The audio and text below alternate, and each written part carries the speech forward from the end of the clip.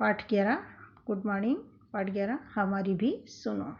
हमारी भी सुनो जो सभी जानवर हैं जो जंगल में रहते हैं उनका यहाँ पर बताया गया है कि वो मनुष्य से क्या कहना चाहते हैं, है ना। प्यार, उच्चारण अभ्यास है। प्यार, लोमड़ी, स्वार्थी जो अपने हित के बारे में सोचता है उसे स्वार्थी बोलते हैं। उजड़ यानी नष्ट कर देना। आश्रय, घर जहाँ हम रहते हैं उस जगह से हमको हटा देना या भगा देना। नष्ट करना, खत्म कर देना, है ना। अब हम इस कविता को पढ़ेंगे। इस कविता में जंगली पशुओं द्वारा क्या कहा गया है मानव के लिए वो बताया। बड़े प्यार से साथ में मिलकर हम जंगल में रहते थे। हाथी, चीता, हिरन, लोमड़ी सब उसको घर कहते थे। यह बताया है कि जो जंगली जानवर है हाथी, चीता, हिरन, लोमड़ी सब बड़े प्यार से मिलकर जंगल में रहते थे, रहा करते थे और जंगल ही उनका घर था, है ना। जंगल में ही वो रहते थे और जंगल ही उनका घर था क्योंकि सभी जंगली जानवर जंगल में ही रहते हैं।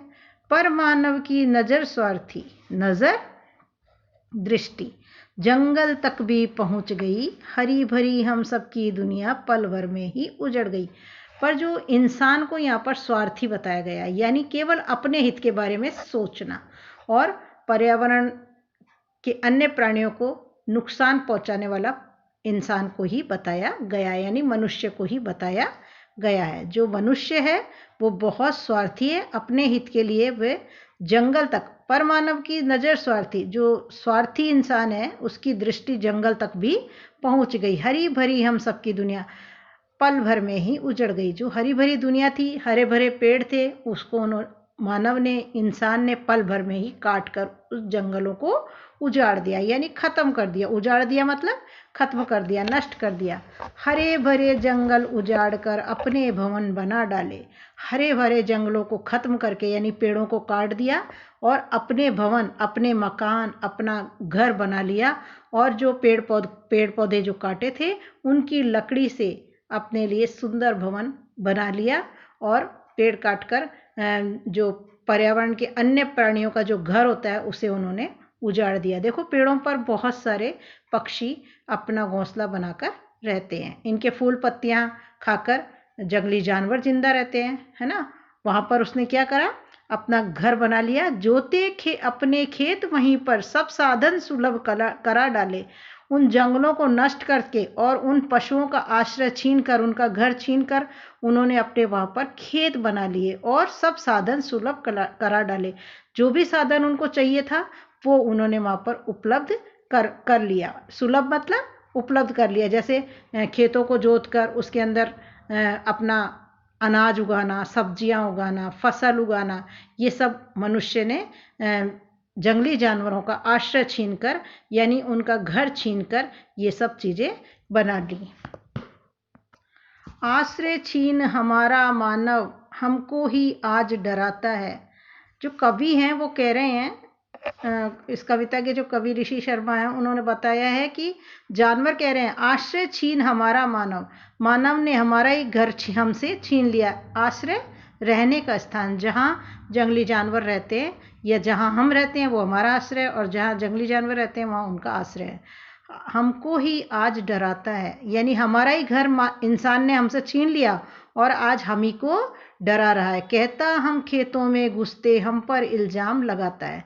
और क्या कहकर हमको परेशान कर रहा है कि इंसान कह रहा है कि ये जंगली जानवर हैं जो हमारे खेतों में ही घुस रहे हैं और ये हमारे ऊपर इल्जाम यानी दोष लगा रहा है। जबकि दोष किसका है, केवल इंसान का, जिसने जंगली जानवरों का घर नष्ट करके वन को काट के, जंगल को काट कर अपना रहने का स्थान वहाँ पर बना लिया और अपने रहने के लिए जो जो साधन चाहिए वो वहाँ उपलब्ध कर लिए। और जब जंगली जानवर खेतों में घुसते हैं तो उन्हीं के ऊपर दोष लगाता है कि ये जंगली जानवर हमारे खेतों में घुसकर हमारा नुकसान करते हैं। अगर नष्ट ना वन को करते अपनी सीमा को पहचान तो हम ना शहरों में घुसते, बात समझ लो अब इंसान।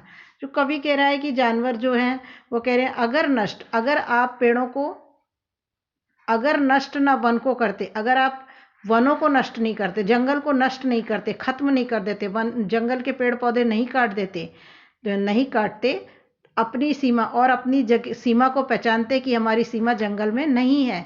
हमारे जहाँ हमारे घर बने हुए हैं वहीं हमारी जगह है, सीमा है, वहीं तक हमको रहना है। हमको जंगल की सीमा में प्रवेश नहीं करना है। तो हम ना शहरों में घुसते, बात समझ लो अब इंसान। तो जंगली जानवर कह रहे हैं तो हम शहरों में कभी भी नहीं घुसते। यह बात इंसान को समझ लेनी चाहिए।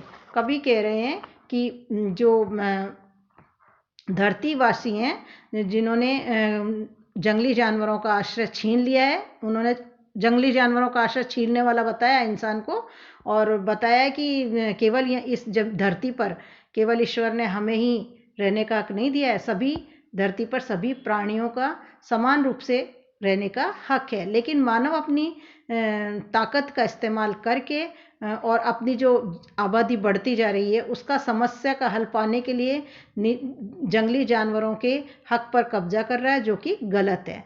धरती केवल उसकी नहीं है। यदि वह अपने लाभ के लिए वनों का सफाया नहीं करेगा तो पशु पक्षी जंगल की अपनी दुनिया छोड़कर उसकी बनाई हुई दुनिया में, यानी खेतों में, हमारे घरों में नहीं पहुंचेंगे, ना ही हमको वो नुकसान पहुंचाएंगे। इसलिए इंसान को अपनी सीमा रेखा को पहचाननी होगी। उसका उल्लंघन करने का हक प्राणियों को नहीं है।